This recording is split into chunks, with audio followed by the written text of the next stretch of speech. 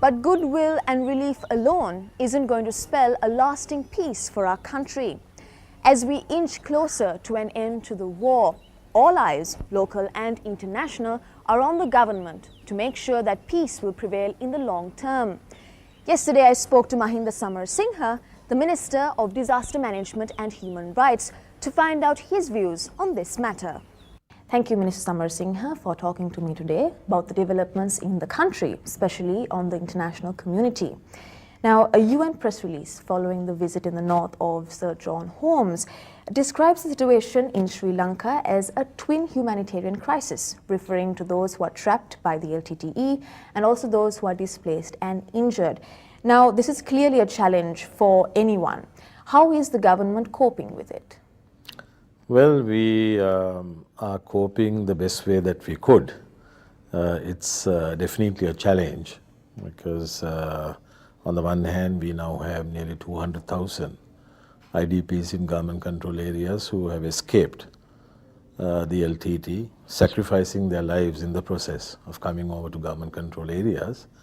Of course, they have to be received and looked after. So that's a huge challenge. The other aspect of the challenge, of course, is that there's still some left back with the LTTE, and we need to secure their release as well.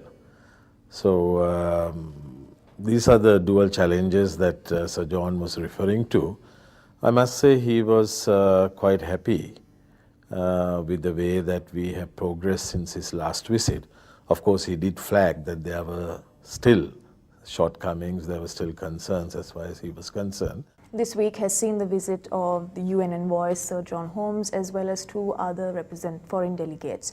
Now, what does the government expect from the international community in addressing this problem? Well, government has gone on record as saying that we are willing to take the full responsibility of these IDPs. Because these are Sri Lankan citizens, these are our people, they are not outsiders, and naturally the government would have to take responsibility, and we have made that known as well as we have acted on that basis. Whatever the international community assists us with is merely to complement the efforts of the government. So it's an additional assistance that is given, and we've been working very closely with the UN system. The various UN organizations are very active in those areas. They have been assisting us with a lot of humanitarian relief measures, and Sir John had discussions with me, and he subsequently, when he met with the President, he pledged $10 million from the Emergency Response Fund that he has under his control as the chief of the UN humanitarian arm. And he also said that he would be willing to look at some more resources to be released. There are other post-conflict challenges such as reintegration of these people into the mainstream of society, reintegration of ex-combatants, the rehabilitation which is needed because a lot of these people have been subject to a conflict situation for quite a long time, and there is psychotrauma counseling, for example, which is needed for some of them. This will have to be given. So there's quite a lot of challenges even in the post-conflict phase once terrorism is eradicated, and we believe that the UN especially can play a vital role in complementing government's efforts in these areas, and we would be looking towards working very closely with them even in the future. So their assistance will be needed immediately as well as in the long term, in the recovery process as well? Yes, that's what we have told them, yes. Okay, now you mentioned that Sir John Holmes is donating $10 million. Have there been any other donors also? Oh yes, we've been getting quite a lot of assistance, quite some time in fact. The UN has what is called the Common Humanitarian Action Plan, which is a plan based on the needs in the various sectors in relation to IDP relief activity. And this plan has been worked out in consultation with the government by the UN, And we have presented that to donors, and a lot of bilateral friends of Sri Lanka have been mobilizing funds for this purpose, and quite a lot of money has been given to Sri Lanka on the basis of this plan. And I must also state for the record, countries like Japan and India have been very helpful to Sri Lanka, and India has gone on record as saying that they would be looking towards playing a very active role in the rehabilitation and reconstruction phase. So we are looking towards getting assistance from very close friends of Sri Lanka, such as India, Japan, and other countries in the West as well. But will these funds be sufficient for what is required? As I said earlier, these are our people, these are Sri Lankan citizens. The government has said that they will take full responsibility.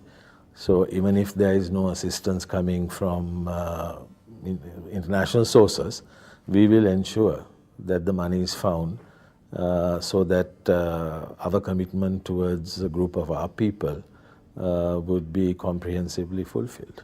The war will soon be over and hopefully things will ease up in the country now.